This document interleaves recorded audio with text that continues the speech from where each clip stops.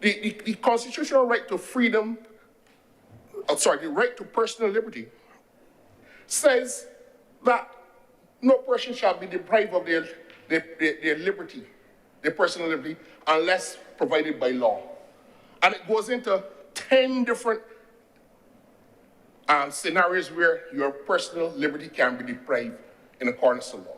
So if it is now that the government is the government's judgment that there is a danger to this society, where there is clear evidence that persons who have been charged with murders have already been released on bail, persons who have been murdered in this country were recently released on bail, then it is the duty of the government to address that. And that is what one of the main changes to the Barbadian law as it relates to bill, that this bill purports to bring into force, addresses. And Mr. President, I said that I wanted to address a number of questions, and I know that time is limited, and so perhaps I should get to those questions. So that is the state of the law as it relates to bail. We have a Bail Act. It makes provisions for bail. Now, there has been 2 amendments to the Bail Act since it was first introduced in Barbados. 2 amendments. And if I'm not mistaken, one of the amendments, or I should say the first amendment, this act came into force in 2001. The present act. And it was amended to make sure that a person charged with murder could only get bail on an application before a high court judge. It therefore took away the right to apply for bail in the magistrate's court, or what people call the lower court. Could only go before the high court for murder. And there was this concomitant practice where people hardly ever got bail for murder in Barbados. When it first came to the bar more than 2 decades ago, there was no practice, there was no issue in the country of a person being charged with murder ever getting bail. Yeah. But we've had a situation where Barbados has carried out its criminal justice system with 2 judges. Because when it came to the bar, there were only 5 high court judges. 2 sat in the high court doing criminal matters. And we used to have assizes. Fellas blow the trumpet to start the October assizes, the January assizes, the April assizes, and going down the road and things began. And at the end of those assizes, the criminal court shut, but the civil court judges were still working. That is the system that we started, that I started in. But the crime in the country was not waiting on the assizes. And it was only up to 2018 that we moved from 2 criminal courts in high courts. And it always boggled my mind that when I read a West Indian law report, you saw judges in Trinidad, all of these judges, 30-something and 40-something judges, Jamaica the same thing. And the criminal division has 20 judges. But in 2018, we were only dealing with 2. You want to know why we have a backlog of 1,600 now? We want to know why a man who was charged with a shooting case in 2011 is before the courts last week? Because we only were dealing with 2 judges.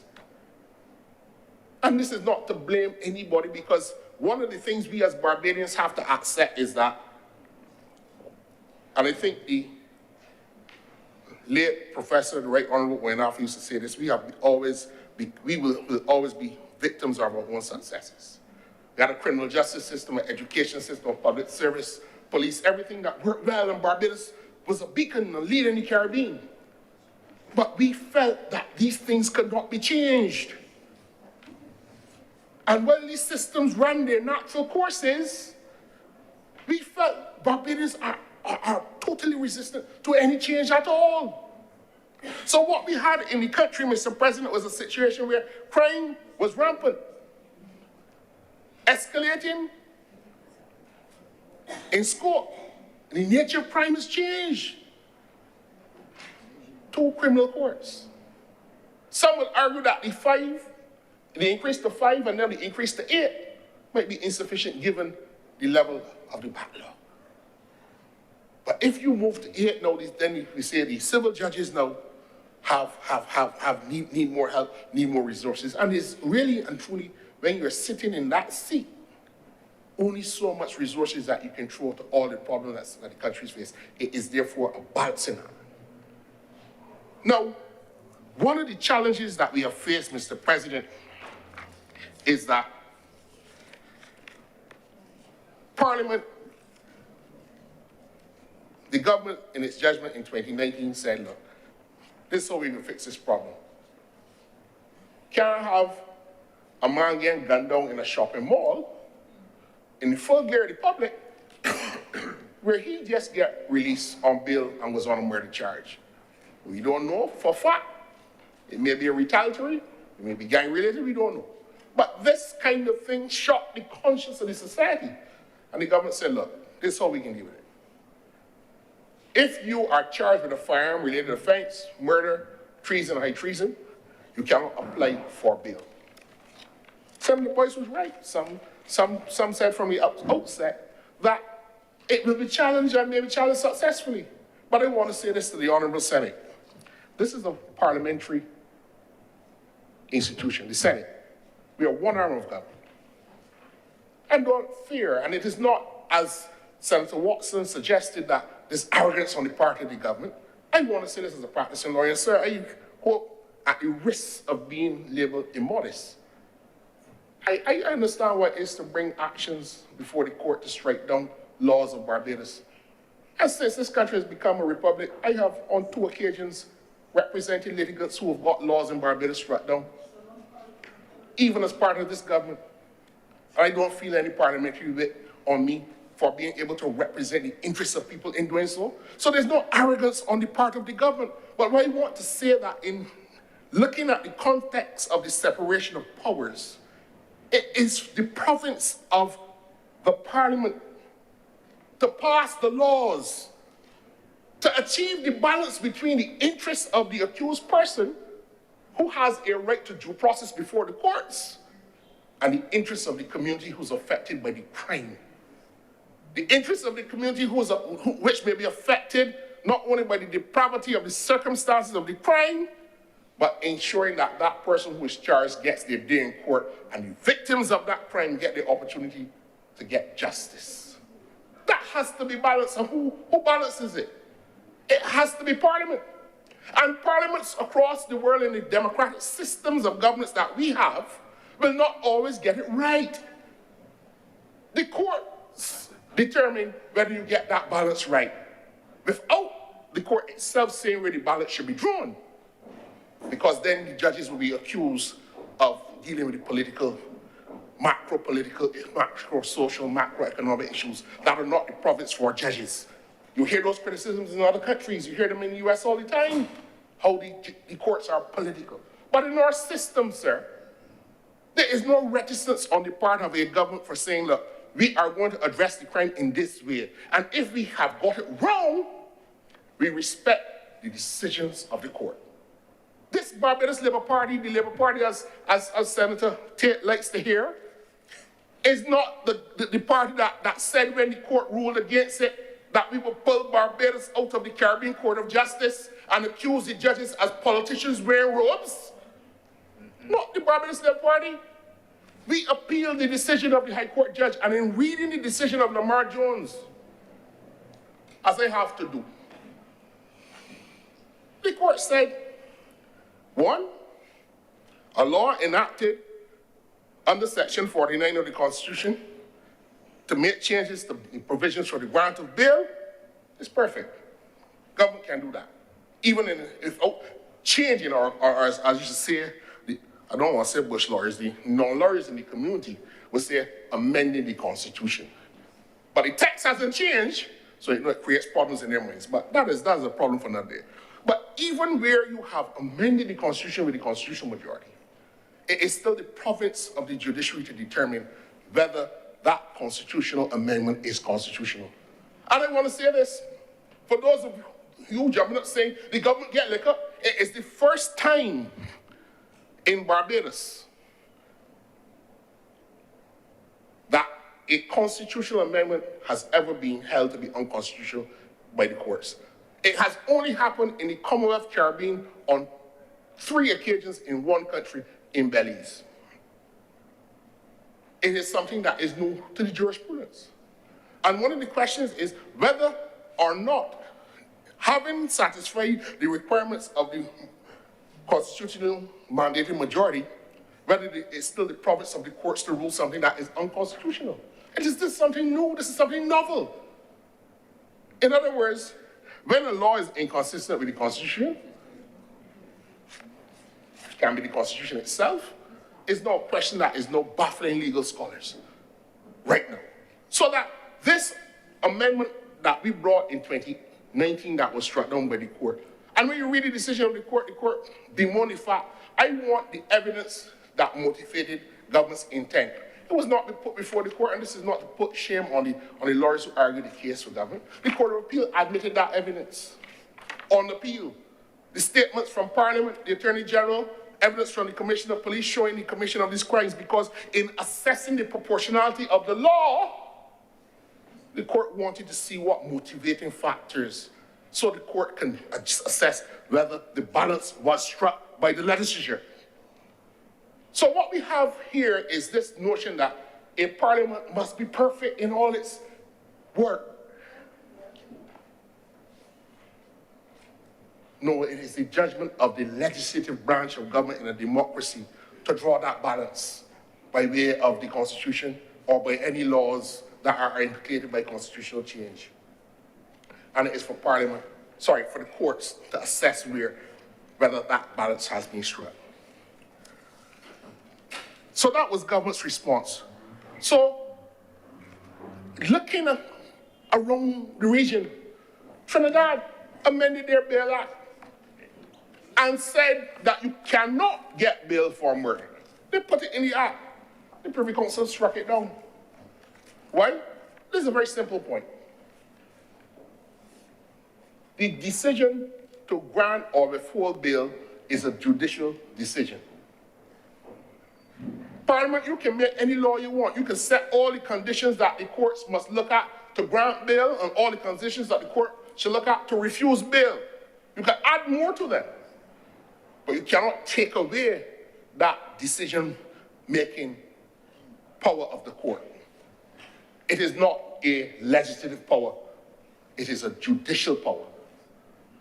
So that was the basis on which the Privy Council struck down the Trinidadian Amendment. This government did not go there. What did the government do, Mr. President? The government looked at the legislation in the Republic of South Africa. And what we have done in relation to the serious crimes of murder, treason, high treason, and firearm offenses is to put a condition. You can get your bail, yes, but you have to demonstrate special or exceptional circumstances to allow you to get bail. So that what is implicated by the constitutional change that is contemplated in this amendment is that this is not a law that adds to the aforementioned 10 conditions that exist. So there is no textual amendment to the Constitution. Mr. President, a number of concerns have been raised. I don't know if time will permit me to address them. One I heard outside of this chamber. Mr. President, I wish, not challenging your judgment, that I could be like Senator Tate and Senator Watson and Senator Thompson, but there may be some commonality with them that I do not share. But sir, the first thing the commonality is that you all have 30 minutes. They all have 30 minutes. That's the commonality. Mr. President, I heard about an attack on the Constitution. I heard about taking a shot at the Constitution wrongfully and all these things. Which third-tier appellate court in the world does hear bail hearings? Which one? Does the Caribbean Court of Justice presently determine whether a person should get bail? Did the Privy Council before? I went out to the chair, chat with my colleagues in Trinidad and Jamaicans, colleagues and Grenadians haven't responded yet. Which, because I have never seen a decision of the United Kingdom Privy Council determining whether somebody was wrongfully denied bail by a magistrate or a judge. The jurisdiction of the Third Tier Appellate Court is prescribed in law. And if you check our Caribbean Court of Justice Act, it sets out a right to appeal, appeals as a right, and appeals with leave. And I didn't want to quieten this thing that the government is so wicked and we taking away appeals from the Caribbean Court of Justice. First thing you teach here in law is understand the jurisdiction of the court. Or understand the jurisdiction of the court. But I have never read a Privy Council decision, or does the United States Supreme Court give decisions on people who get bail? They have a grand jury. But all this political theater to excite people that the government is so wicked that they're taking away. Good dear, I'm going to read the Caribbean Court of Justice Act. Come on. And this is not to say that if the issue of the constitutionality of the actions, at the end of the day, the Caribbean Court of Justice is the arbiter, the final arbiter of its own jurisdiction. So even if Parliament says the appeal at the level of the Court of Appeal shall be final, that's what Parliament said. That's what Parliament said. The Caribbean Court of Justice will be the final. In fact, look, I was part of an appeal, Mr. President, where the bail was refused. And the accused person appealed. And one of the arguments of the government is that you don't appeal refusals of bail in Barbados. All you do is apply in another 3 months and see if you get a different judge. And the Court of Appeal said, constrain the legislation. You can't government to the Caribbean Court of Justice, the Caribbean Court. But you know what happened? There is a right to appeal a refusal of bail. But the criminal lawyers at the criminal bar don't avail themselves of that decision. You want to know why? Why am I appealing this decision when my client ain't get bail when the rules and the law provides that I can apply again? But you don't want to make it sound that the government is trampling on people's rights. There is, I could be wrong, Mr. President, and I quote my good friend late Smokey Bear, and I probably am wrong regularly.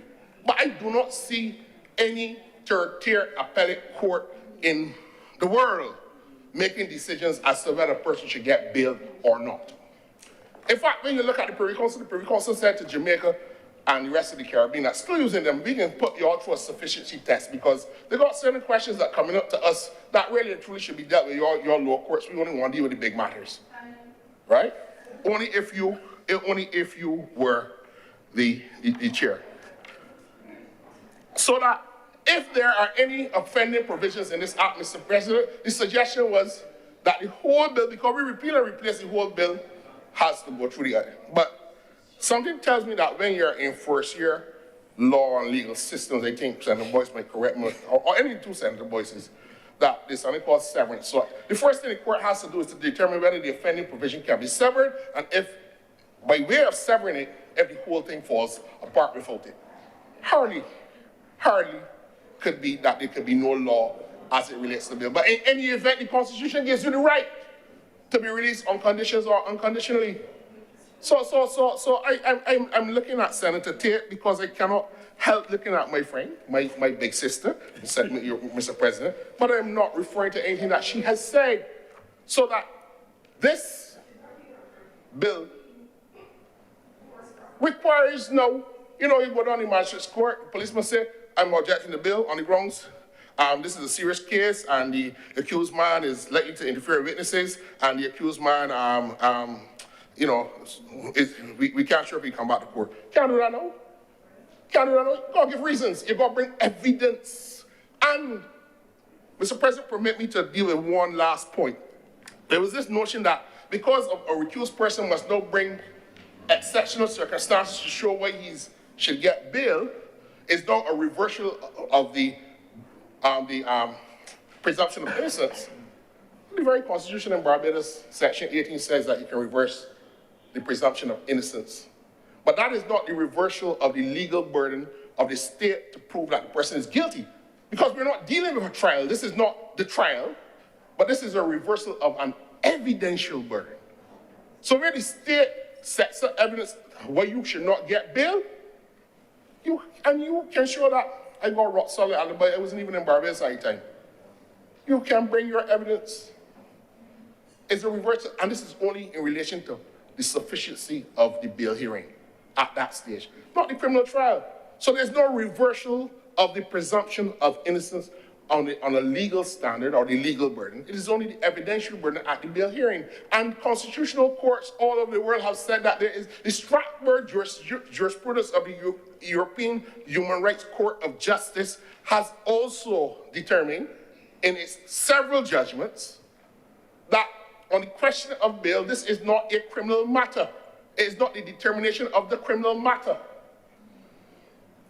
I know that everybody has not had the opportunity to do it, but it's the judgment of the government, sir, that we can't have a lax attitude with AR-15 rifles and M16 and Uzi and all kind of thing and big Glock and big gun about the place and men in social media. Terrorizing the community, that is a new provision of this bill. Shock and outrage. Imagine a judge hearing the evidence of the prosecution and saying, well, look, he bill. No, Parliament has the right to say that the judge must take these factors into consideration, and if those factors are present, but the evidence placed before it, it can't get bail. But that is a legitimate denial of the personal liberty that any accused person will have. It is not an illegitimate denial. It is for a reasonable purpose in a society. So, let me get real, sir. Let me get real. Bill doesn't say, I will not put no, sir. Bill does not require these provisions in the bill that hopefully will be passed into law. Yes, they will be tested, and I say that we're not necessarily perfect. Yeah, no, perfect. No, nothing is perfect. But the government is, in its judgment, saying this is where we need to go. We have looked at all of the relevant constitutional tests, and this is the one that does not take away any jurisdiction of the court. The decision to grant bail still resides in the judge. The circumstances where you can or cannot get bail are prescribed by law, and decisions have to be made. Mr. Chairman, Mr. President, I will support this bill because I know in my heartest of hearts that there's no violence to the Constitution of Barbados. The Constitution of Barbados is necessarily implicated in any determination to refuse a person bail. To you, I'm much obliged. Thank you very much, Senator Nichols. Speakers?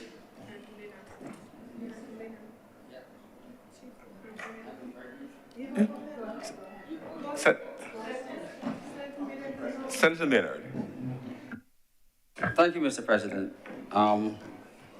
I will not roll with the heavy roller, sir, and I don't have any legal opinions.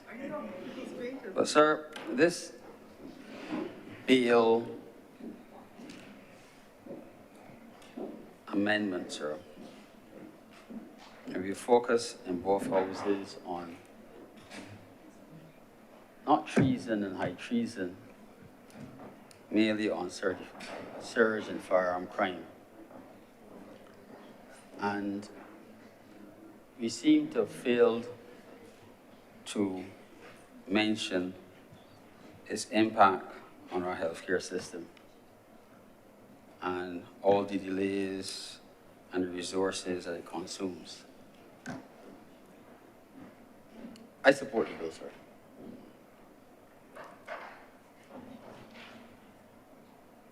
But the bill deals with matters after the fact. It deals with matters after the crime has been committed. And I want to hear more about what we're doing, sir, to stop the inflow. I know that when Senator Cummings was the minister in charge of port, chairman in charge of the port, she was instrumental in having the scanners brought back into order and there appeared to be successes in stopping the flow. And there have been statements made about the sources of the firearms, and various persons have pointed towards the north. Sir, all or most of the firearms that carry markings can be traced. So I have every confidence that whether it is spoken in public or not, that tracing is going on. And not only those who are caught here, but those who are caught in other places will be punished. Because in most places in the world, export and import of firearms requires licensing. Now, I don't remember which senator, sir, spoke about sources and importation. But the senator, I think it was Senator Drake, did not differentiate between legal importation and illegal importation. And I would be particularly disturbed, sir, if we banned all legal importation. Because the police and the defense force and others, sir, are required, sir, and need to have access to legal importation, even only if for sporting purposes. But there needs, sir, to be more analysis of the consumption, sir, of ammunition. And I repeat, sir, guns of all types without ammunition are hammers. You can't use them. Hammers. You can't use them for anything else. So maybe, sir, the government needs to focus more on chasing, in addition to chasing the guns, to chase the ammunition. But leaching, sir, it's easier to leach ammunition than to leach guns. Now, leaching is where you have a source of something. Well, you might have a big water tank at your house filled with water and there's a little leak and it slowly exits and one day you come and find it empty. And then you say, but my driveway isn't wet, but it's just been slowly evaporating. And that's what happens, sir, with leaching.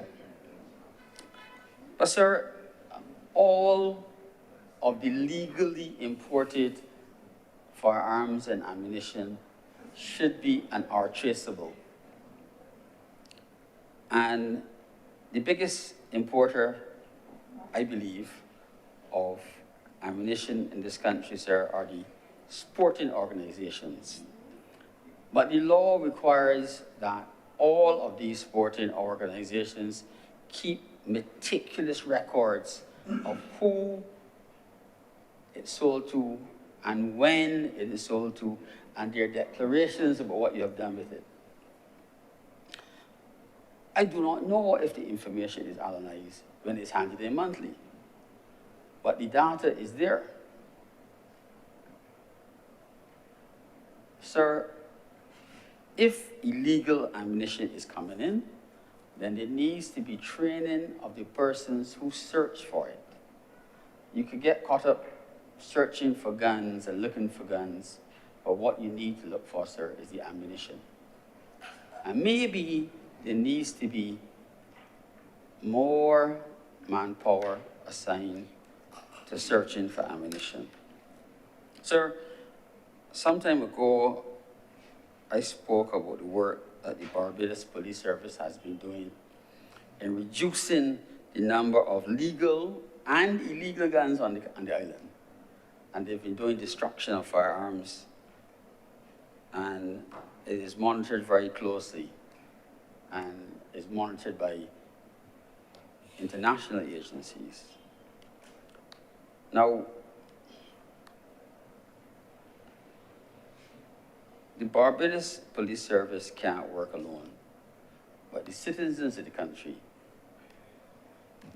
have to provide information, sir, when they believe certain things are happening.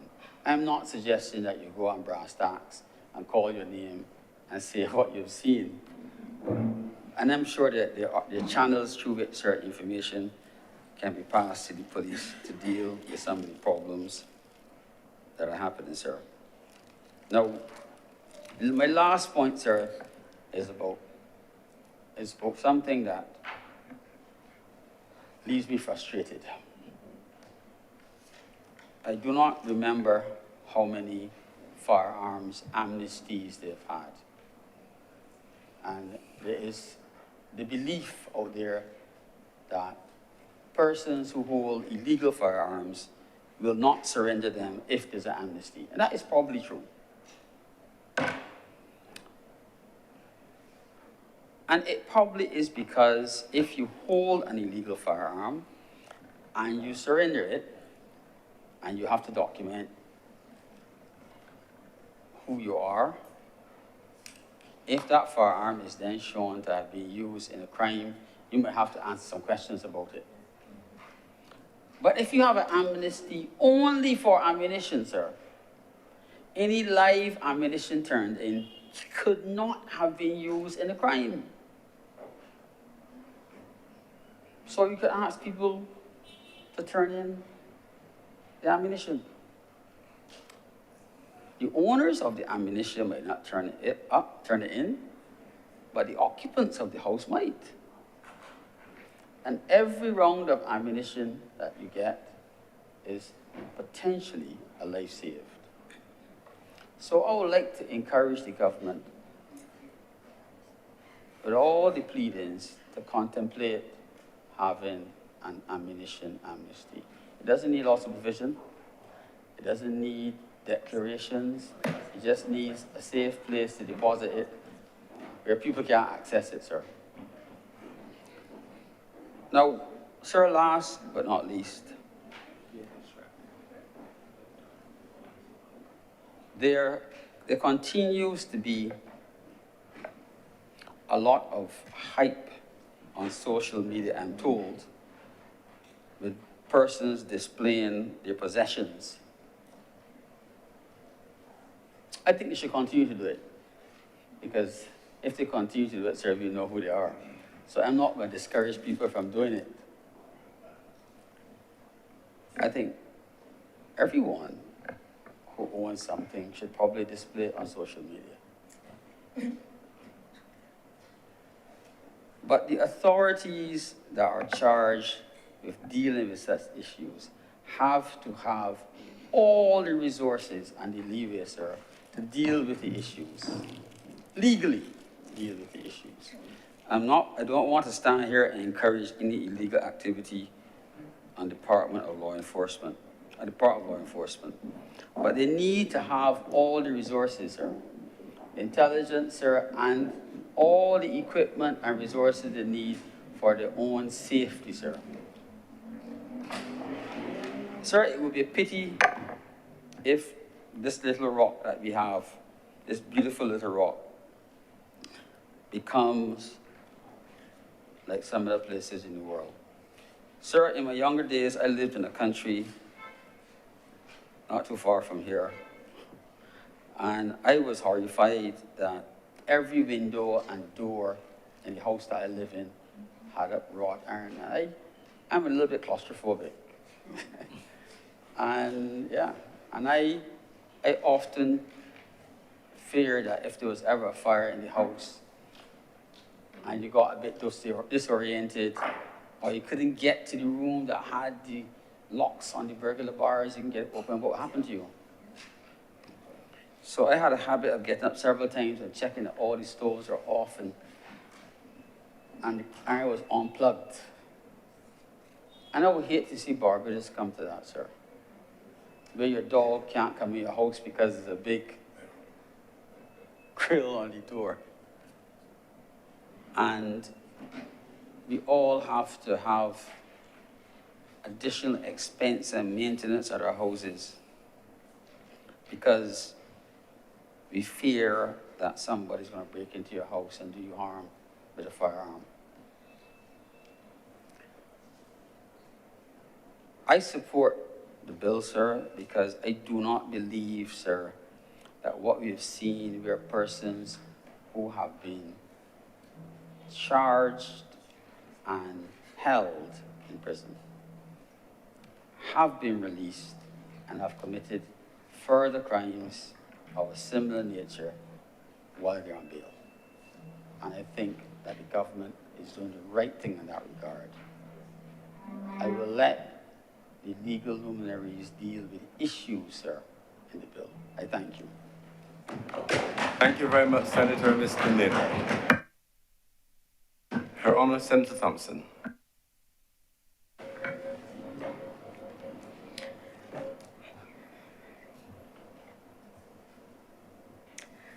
Mr. President, when a government is faced with a serious national problem, it is the responsibility of the government to respond rapidly, to respond effectively, to respond to give assurance to citizens and those looking on, and to respond in the name of justice for all those who cannot act in and on their own behalf.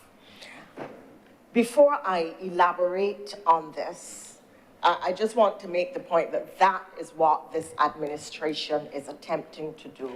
It is acting in the protection of the nation and society at a time when there is a challenge in relation to criminal activity that warrants, demands, and necessitates action on the part of the government. I deviate merely to make the point in response to one made earlier that one does not disclose, we were called on to disclose the national security plans. If national security plans are disclosed, are put in the public domain, then there are no longer security plans, they are mocked-in.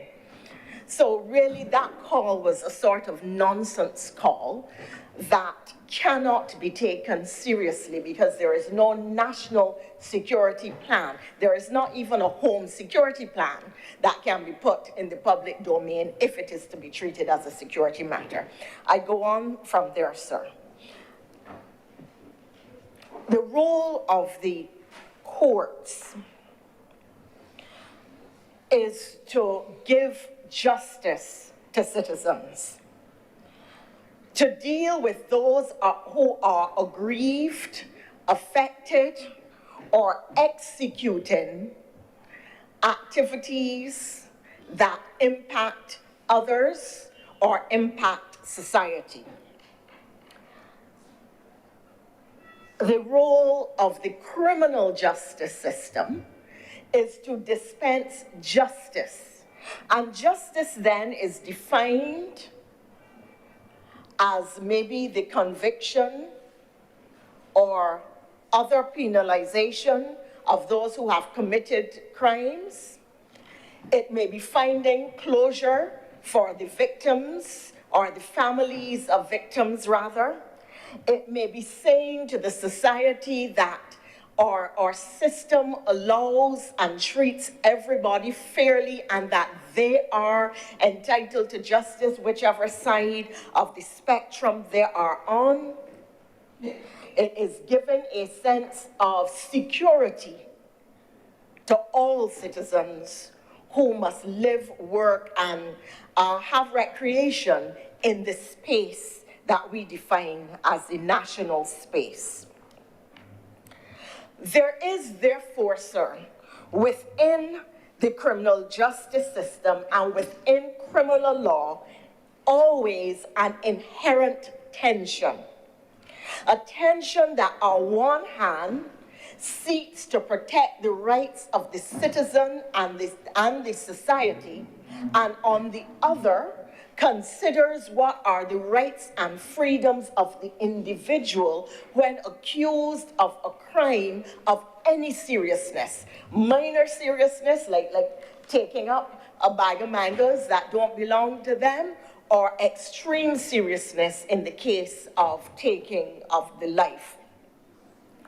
The criminal law, therefore, has various functions to punish the guilty, to deter criminal activity, and in fact, sometimes the punishment for an offense is set to deter others from even contemplating, replicating, or repeating such acts. To give justice to the harmed or the aggrieved or their relatives, to rehabilitate or give opportunity, because often the justice system, in an attempt to prevent recidivism and to help young offenders, will put sentences in place or give RDs, reprimand and discharges, to give would-be or young offenders opportunities at rehabilitation, at taking a different road. It may ask for counseling or for social intervention or intervention from the social services. You may not go to a penal institution, but may go to an institution where there can be rehabilitation and counseling and other kinds of activities, or you may be asked in some way to pay society back by doing some kind of social activity or community-based activity. The intention of the criminal law is to save society from harm and from the egregious acts of nefarious persons. So the tension in the criminal law balances that. The right of an accused person, where the attorney goes into court, certainly in the days that I practiced criminal law, and has to seek bail many years ago. So I was admitted to the bar in 1987, where don't try to do the math, where the attorney goes into the court and says, my client is not known to the courts. My client is a working man. My client is a family man. My client has no passport, so cannot flee the jurisdiction. My client has a passport and is willing to surrender it. An allegation of wrongdoing is not itself a conviction. So the fact that the person is charged means that they are entitled to bail still, because they have no previous convictions and no taint or stain on their character. And so you would make all of these kinds of pleadings with the court and get bail for individuals. And I'm sure that a lot of the arguments have not changed over time, except that, as the Honorable Senator Nichols pointed out, years ago, you never got bail for serious criminal offenses, and definitely not for capital offenses. You knew that even when the person was on remand for 18 months, for 24 months, once they were charged with murder, they were staying put. Now, it became a travesty where after 24 months and that case was heard, the person who by this time had lost their job, the woman gone off with another man, the children don't speak to them and so on, is then acquitted. And all of that is part of the history of what happened as the court process worked itself out. But let us look, sir, at how times have changed, and therefore see the government's response to the change that we are seeing in society in the context of that change. And we can take, for example, a case that has been cited repeatedly today, the murder in Sheraton Center. I remember being in New York at the time, and my sense of utter shock. I could not believe what I was hearing. And when you broke it down, a person who was charged with murder but was on bail was shot and killed in Sheraton Center in the food court in front of old men, old ladies, little children, all kinds of people, workers, people having their lunch, people pass through going to floor to pay a bill, etc., etc. Shot and killed by another person who was also accused of murder and out on bail. And that was not singular. That repeatedly you see these persons who are charged with multiple murders getting bail and being released back into society to continue their behavior because they keep getting charged with more and more offenses. Now let us look, sir, at how this particular, and I put that in the context of what the government is attempting to do in the case where our behaviors, value systems, and approaches to crime and criminal behavior, and even our perception of crime has changed.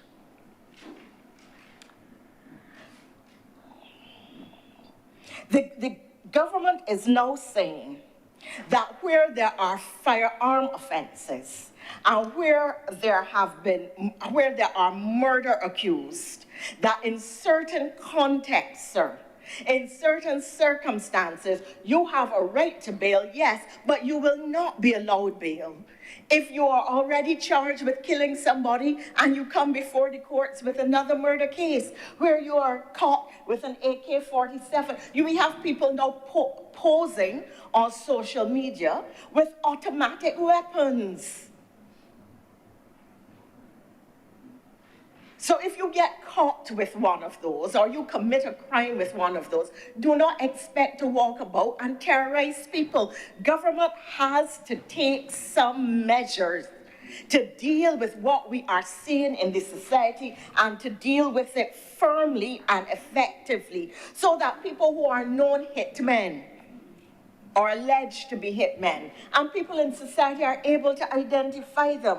People who are known to be drug dealers and the leaders of gangs, people who are repeat and violent and unrepentant offenders, people who have committed multiple murders or at least are multiple murder accused, people who terrorize communities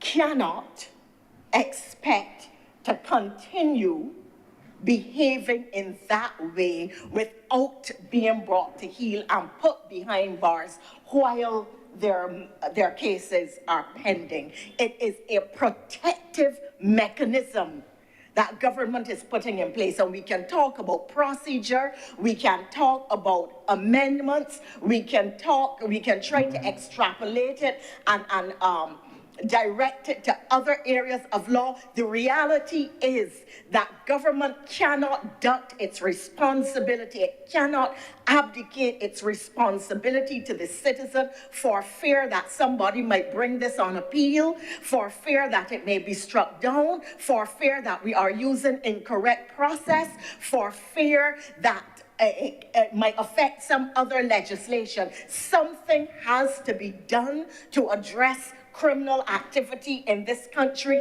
in the most serious way, and that is what the government is attempting to do.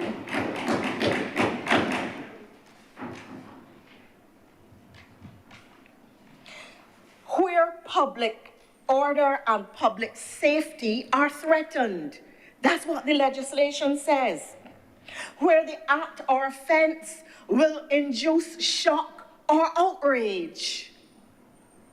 And it is amazing to me that a former Attorney General who was neutered when it came to performance of his job, under whom we saw the campus trends and the Kadooment Day murders, is now having a lot to say about how to solve crime when he was completely neutered in terms of his own performance as an Attorney General. But this government is saying that bail has to be refused where you have multiple criminal charges pending, that where you are using firearms and so on, that and where there are murders, something has to be done, and we believe that this is it. Sir, there are ways in which I believe this particular legislation will affect in a positive way what is happening at the level of the society. I think, first of all, that it will strengthen the hands of the Barbados Police Service, many of whom work trying to bring these criminals to justice. It gives them a greater sense of security that these criminals are taken off of the street, that they don't have to face them every day. It gives the police a greater sense of security, that the government is serious about protecting them in doing their job. Can you imagine what it is like as a police officer to investigate a person for weeks or months, to investigate a murder, putting your own life at risk for the society, have the person before the courts, and then they are given bail, and you have to walk around and try to solve other murders, face them on the streets? It gives security to the police in doing their job. It gives security to them and strengthens their hand in protecting the society. It gives a sense of greater security to the families of those who have been gunned down or stabbed up or chopped up.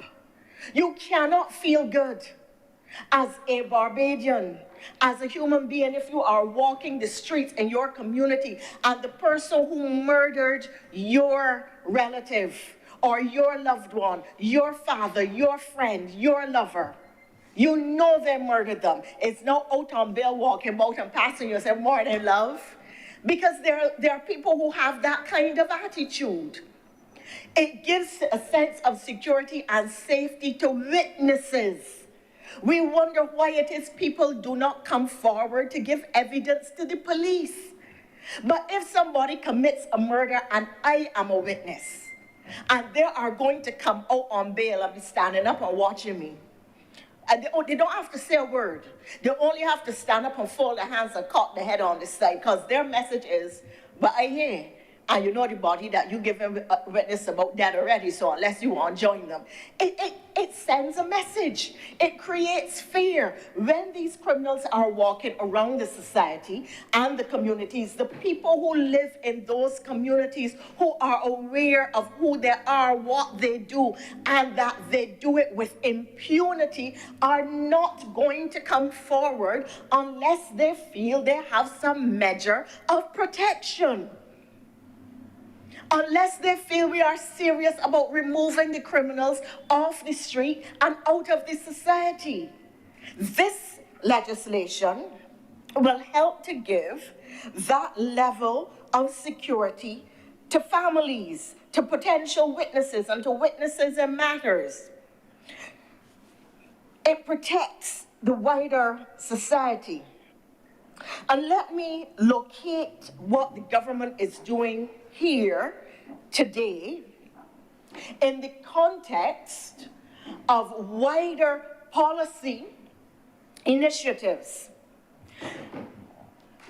The government is in the process of moving the Barbados Police Service from 1,250 officers to 1,500, which they consider to be the ideal number. The last recruitment had in a larger number of officers than previously. I think it was increased by 60 or to 60 or something. I don't have the exact number. But the idea is that we will increase the recruitment of people as police officers until you get up to the ideal component. We have increased the equipment and improved the equipment with which police officers worked. Improved vehicles. It was not so long ago when you called the police station when they were telling things, we ain't got in the car, can't get there. Or, well, we will come tomorrow because Sergeant Smith out with the car, he coming back tomorrow morning. Nonsense like that. So something as basic as giving the police proper police stations to operate from, vehicles that they can do their work, computers, and tablets and other electronic equipment that they can do their work. We recognize that policing isn't just the presence of a body or of an officer, but that they need technology. We've improved camera access across the country. And very often now you see that cameras are used, or you hear that cameras were used to capture particular images of criminal activity taking part at a particular place. In fact, on social media, you see cameras picking up persons attempting to break into houses. We saw a shooting on social media where one person attempted to run while another was shot and so on. All of this picked up by cameras, and the number of cameras available to the police has been increased by this administration. And the technology available to the police has been increased. We have also improved their terms and conditions to give them more comfort and their families more comfort, and to incentivize them in doing their jobs, because the police have complained for a long time that they are not well remunerated in the context of what they do for a living. We have increased the number of judges hearing criminal cases from 2 to 8, quadrupled the number in a 6-year period. We have accelerated, therefore, the hearing of the backlog of cases, of criminal cases. We have increased the hearing of the number of criminal cases in the system. We have put in place mentorship and youth programs. There is a new youth program to try to keep some of our young men and young women on track and out of criminal activity, out of the hands of the gangs. Another important initiative which this government undertook was to ensure that people continue to get education by paying for access to the University of the West Indies by all of those people who were being cut off by the previous administration. And we know that education, access to jobs, creates opportunity, creates income, creates upward social mobility, and reduces the impact of crime. We have ensured that there are scanners at both the airport and the seaport to reduce the number of guns coming in through the ports. But let us be real. Barbados is an island with a coastline that is fairly large when you think of its size. And you can land guns at any point on any dark beach when there is no full moon, and it will be difficult to catch you. So while we have strengthened the scanning capacity and the screening capacity in the airport and the seaport, it is possible that guns are still coming in, being landed at various points on the coast rather than through the legitimate ports.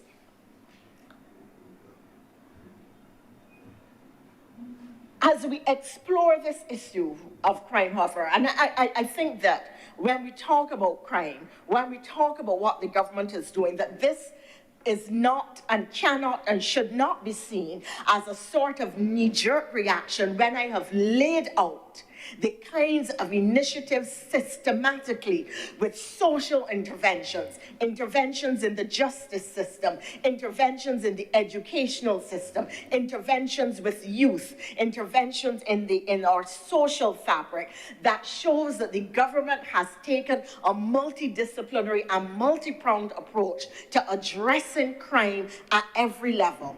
There is also the peace program.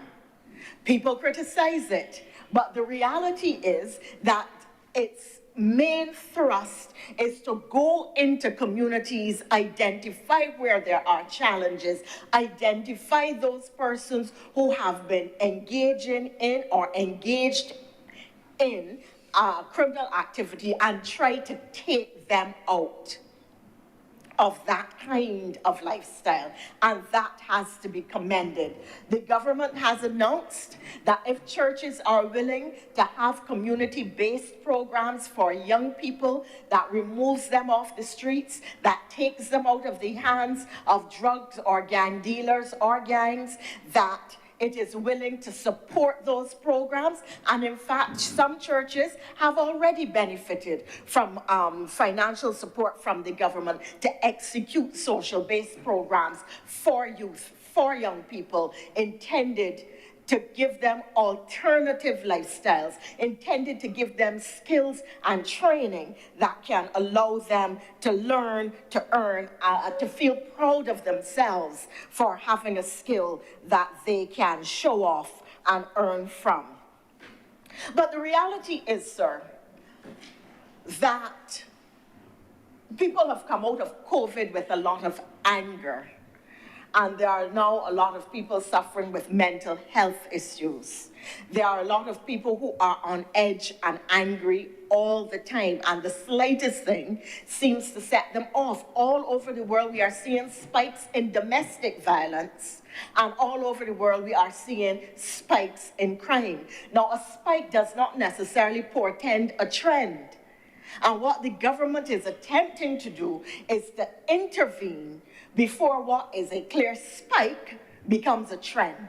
So you put measures in place that are peremptory, that deal with what is happening, but are also peremptory in terms of trying to contain and limit the problem. I wish to congratulate our police for the work that they have done. Last year, crime was down significantly, particularly serious crimes, and I would wish to commend them for the effort that it had to have taken to get there. But we need to recognize that this is a problem from which the entire Caribbean society is suffering at this time. One country, and I'm not going to name them, has already had 1,400 murders for the year. A second country with quarter of the Barbados population, sir, quarter of the Barbados population has had 30 plus murders for the year. And a third country with 2/3 of the Barbados population has had 75 murders for the year. So that you can see that all over the Caribbean, the incidence of crime related to drug activity, related to gang activity, and related to gun violence is becoming a serious problem.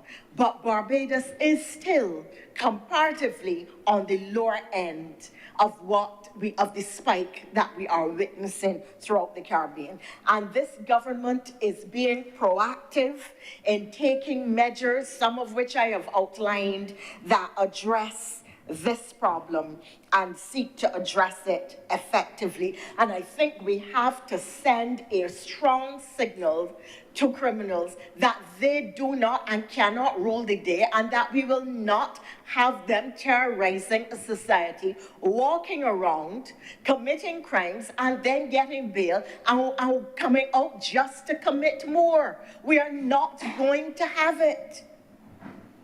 And that is the signal that the government, by this legislation, is sending. Sir, I want, in the 5 minutes remaining to me, though, to make... Sir, I have been monitoring the clock. I wish in the 5 minutes remaining to me, sir, to make the point that I do think, however, that there are wider measures which we need to do. I would like to see, as been talked about, a national mentorship program started so that every young person from maybe 13 years old can be put into a formal mentorship program with somebody else, almost like a Big Brother program, so that you can help to guide young people and to nurture the young people. I try, sir, and I mentor quite a few young people, and it is amazing some of the challenges they have in their homes, in their societies, coming out of school.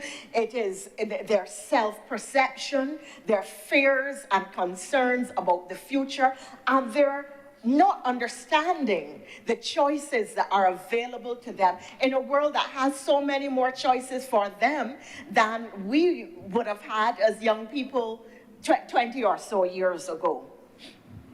I believe that we need to have a community-based program that encourages communities where we know that there are tensions and rival gangs.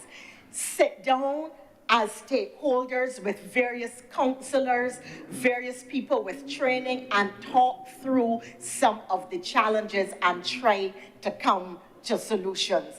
South Africa did something like it with the Truth and Reconciliation Commission. And I still believe that there is enough goodwill in Barbados amongst a majority of people that we can effect a program of that sort. I'd like to see conflict resolution skills taught to young people, particularly to young men.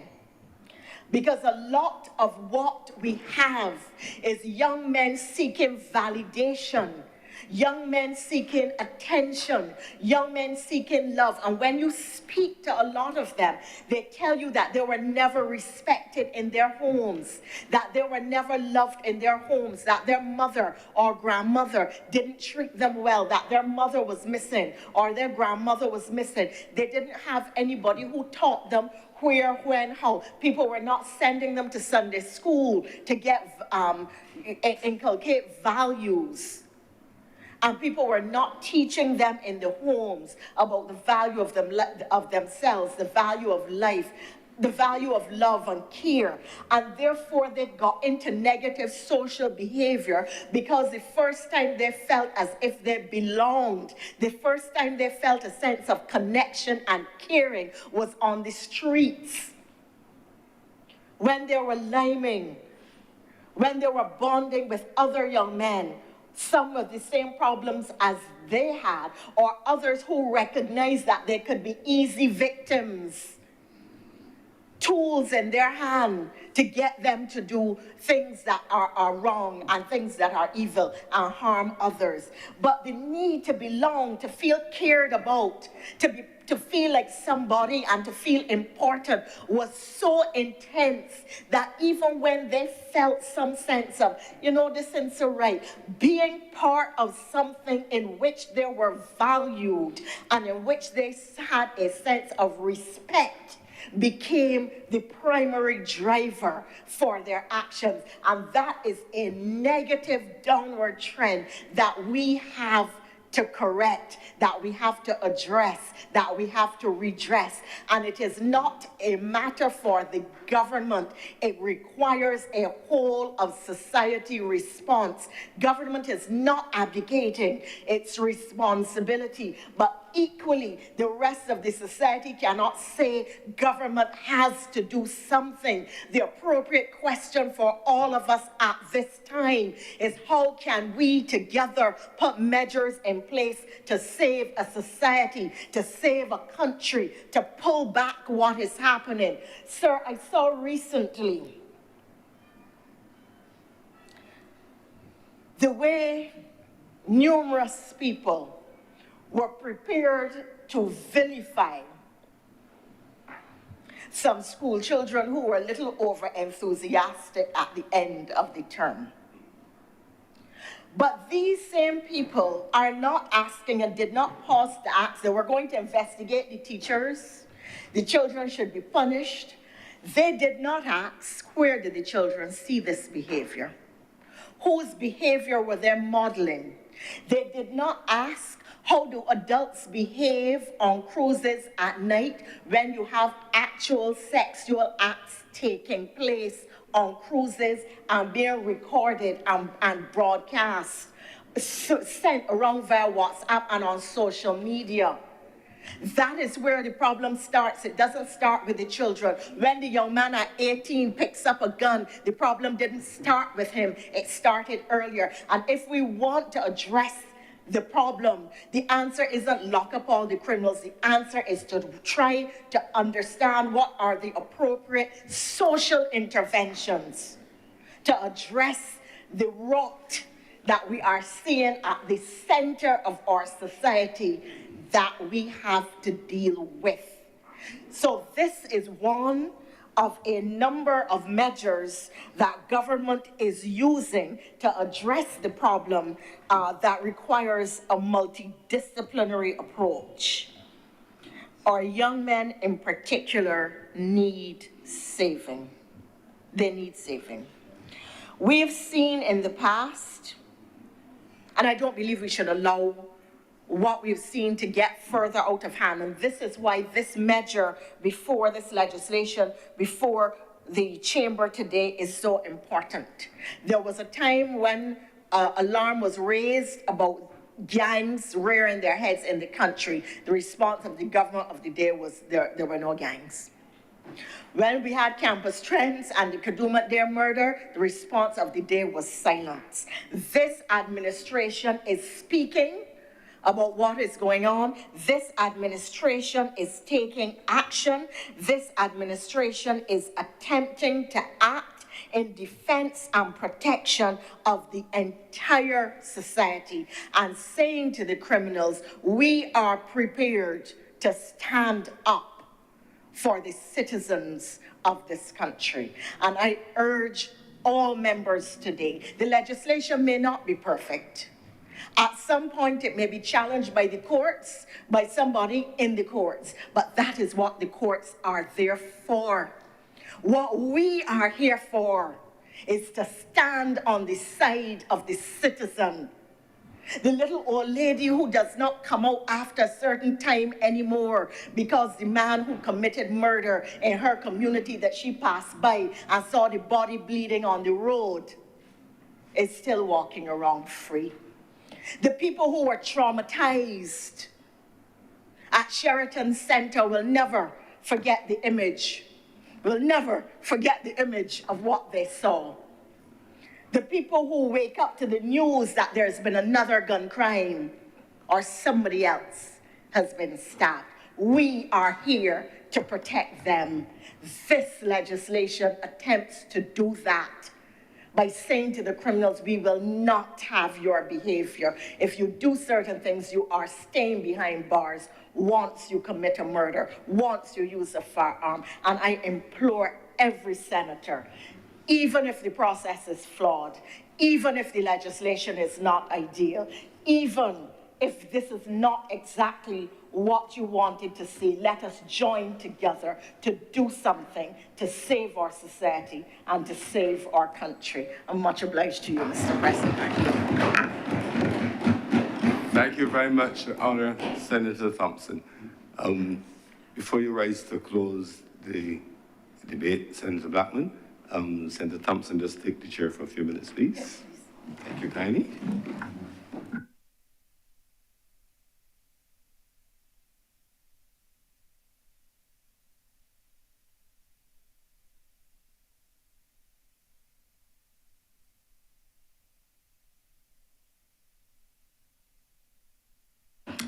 Senator Blackman. Madam Deputy President,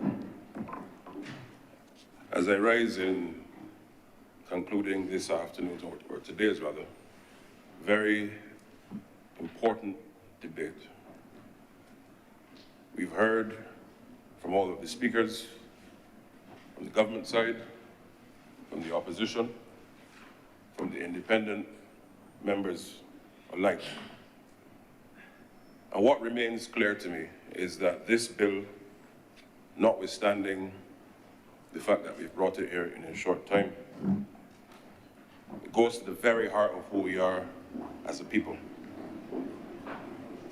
And as I started this morning, I started on the premise that when you're elected to govern, and even if you're not elected, but you're part of the ecosystem of governance. We are mandated all to ensure that we do what is right for our people. And therefore, we are here because the circumstance of the day, as we've heard from speaker after speaker, bar none, is that we are here because the circumstance of the day requires us to act in the interests of all in our country, and in particular with respect to the situation on crime and serious criminal matters, murder, firearms. And therefore, as we look to close the debate on this bill, I just want to very, very briefly, in a few moments, just touch on one or two things that was raised today. As you've rightly heard, Madam Deputy President, issues of national security. No country, no international organization, no institution that has a mandate to protect its members or its citizens goes into the minutiae of such a strategy. You give broad strokes, but you also ensure that that strategy can have life, and on that basis, you don't go into any detail. And this, therefore, is in response to the query as to why we don't do that. And I also want to make it clear that as we look at the issue of what have we done on the preventative side, you've heard we've implemented the scanners in our ports, both the airport and seaport, and also measures have been taken to also include the private entries in our country. And why? In order to weed out and to reduce the numbers of illegal firearms coming into our country, this was necessary. But I also want to go on another side. If you would pause, Senator, please, so that the President may return.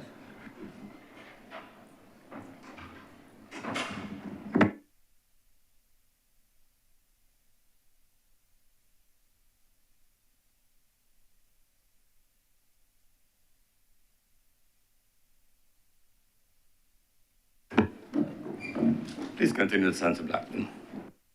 Thank you, Mr. President.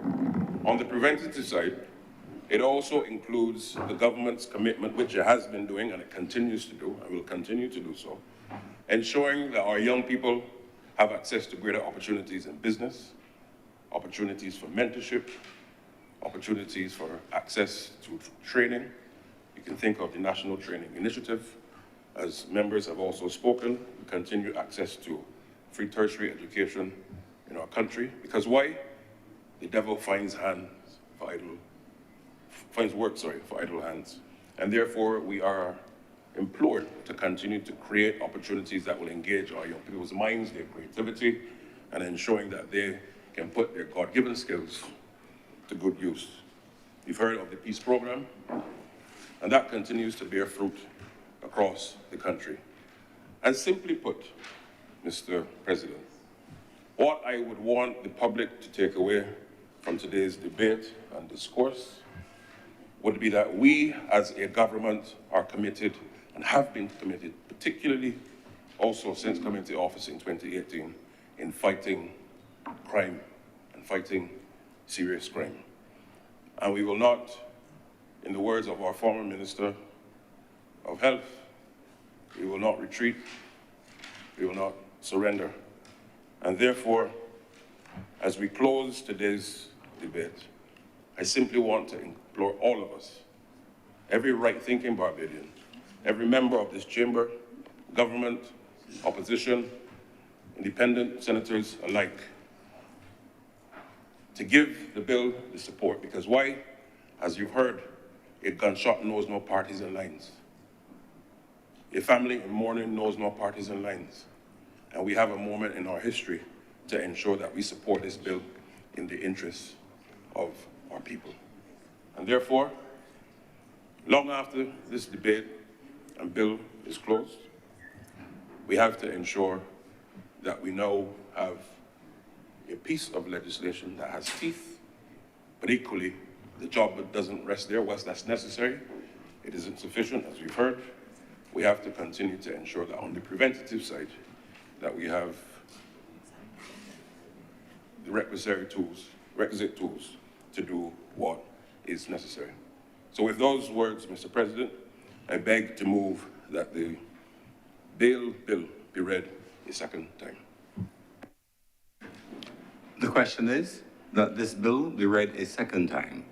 Will those honorable senators in favor please say aye? Aye. Those against please say no. Methinks the ayes have it. Mr. President, I beg to move that Your Honor do now leave the chair and the Senate resolve itself into committee for the further consideration of the bill.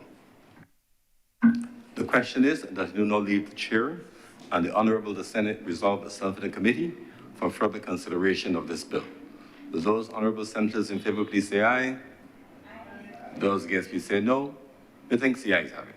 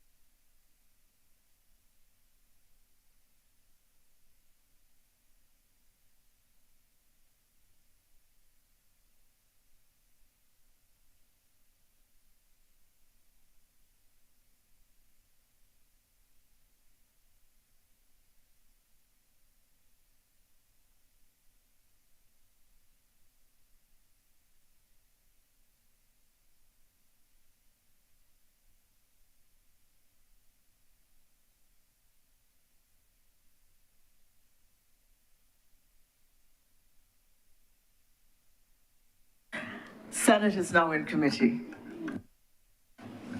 Madam Chair, permission to call the clauses in parts, please. Permission granted. Part 1, clauses 1 to 3.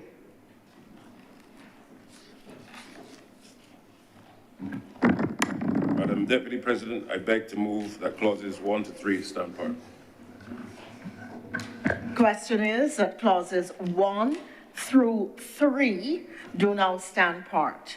Will Madam all Chair, honorable senators in favor? Part 1, clauses 1 to 3. No, let him sit down. Let him sit. That's it, is Madam Chair's correction to me. Part 1, clauses 1 to 3.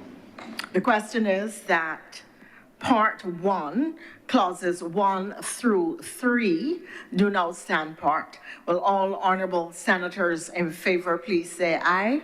Aye. All honorable senators against please say no. The ayes have it.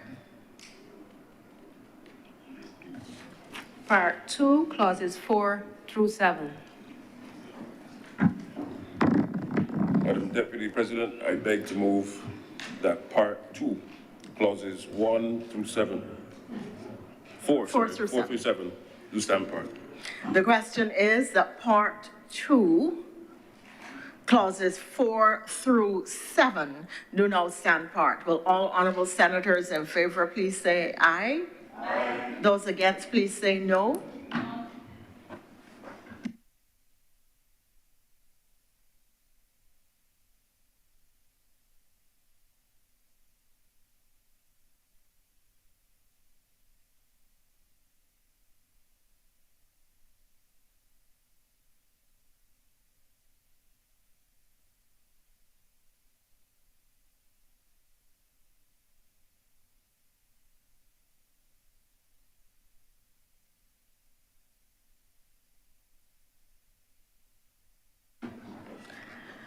The question is that Part 2, clauses 4 through 7 do now stand part.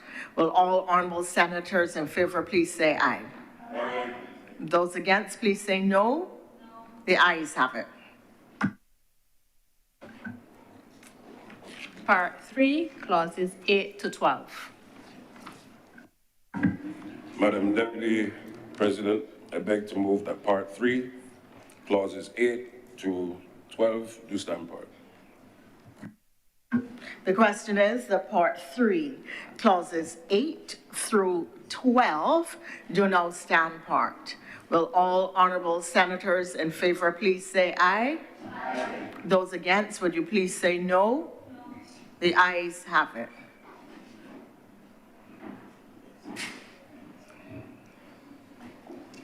Chair.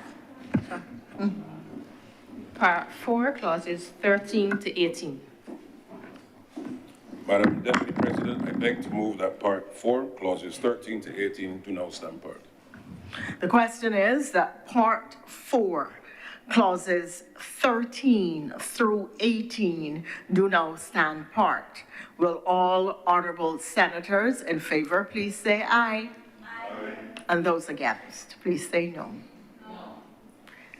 The ayes have it.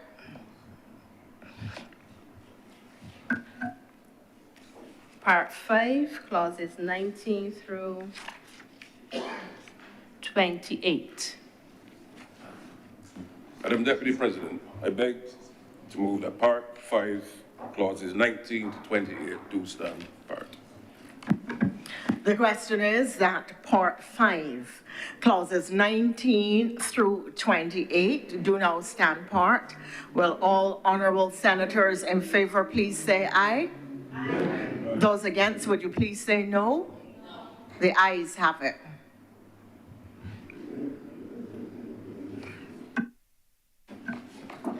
Schedule. Madam Deputy President, I beg to move that the schedule do not be the schedule to the bill. The question is that the schedule be now the schedule to the bill.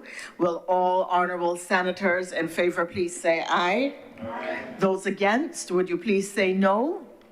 The ayes have it. Report. Madam Deputy President, I beg to move that you do now report to His Honor the President the passing of one bill in committee. The question is that I do now report to His Honor the President the passing of one bill in committee.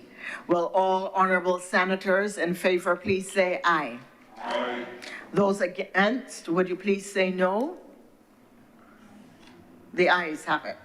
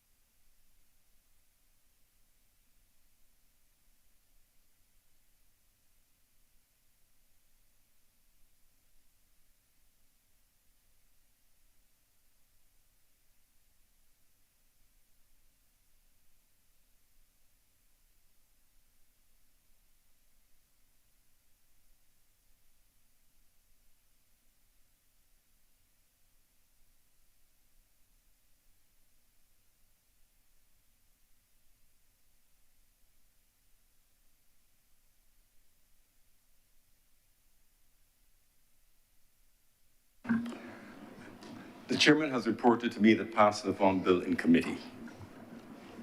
Senator Blackman. Mr. President, I beg to move that this bill be now read a third time. The question is that this bill be read a third time. Will all honorable senators in favor please say aye? Aye. Those against please say no. The ayes have it. Senator Blackman.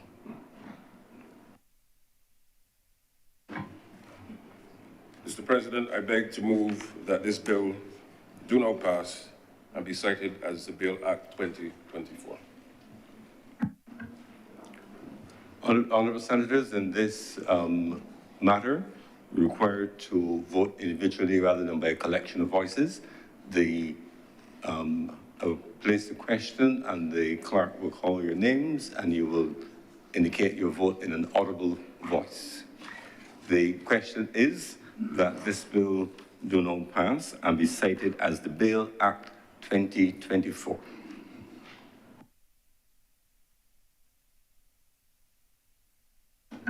Senator, the Honorable Miss Lisa R. Cummings.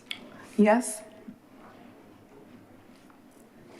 Senator, the Most Honorable the Honorable Jerome Walcott. Yes. Senator, Dr. the Honorable Chantel Monroe Knight. Yes. Senator, the Honorable Charles Blackman. Yes. Senator, Dr. Crystal Haynes. Yes. Senator John King. Yes. Senator Patricia Paris. Yes. Senator Andrea Boyce. Yes. Senator Gregory Nichols. Yes. Senator Reverend Morris. Yes. Her Honor Elizabeth Thompson. Yes. Senator, the Honorable Lyndall Nurse. Yes. Senator Christopher Maynard. Yes. Senator Miss Monique Tate. Abstain. Senator Kevin Boyce. Aye. I didn't hear you. Aye. That's an aye? Aye? Okay. Aye. Senator Crystal Drix. Abstain. Okay. Senator Andrew Malalo. Yes. Senator Miss Tricia Watson. No. It's okay. Let me see. 2, 3, 4, 5, 6, 7, 8, 9, 10, 11, 12, 13, 14, 15.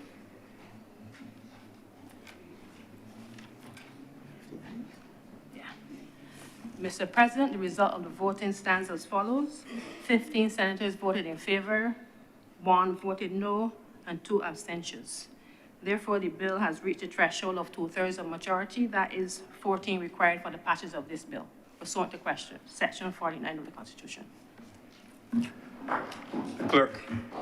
The clerk having reported that the yeses are 15, abstentions 2, noes 1, admitting the 2/3 majority required according to our rules.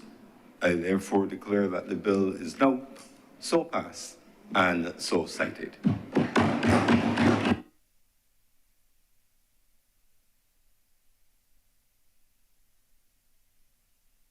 Senator Cummings. Thank you very much, Mr. President. This brings us to the end of government business for today. I want, as I close, to express appreciation for all honorable members who have spoken today and to wish everyone a good bank holiday weekend, bank holiday tomorrow, and a good weekend up ahead. I beg to move the adjournment of the sitting of the Senate, sine die.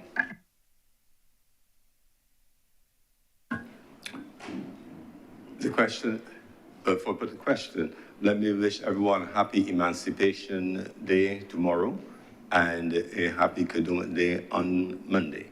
Whatever you do and however you choose to celebrate Emancipation Day and our Kadooment, please do enjoy. Leave a little energy for when next you return to the Senate. The question is that the Honorable the Senate do now adjourn sine die. Will those honorable senators in favor please say aye? Aye. Those against please say no. Methinks the ayes have it.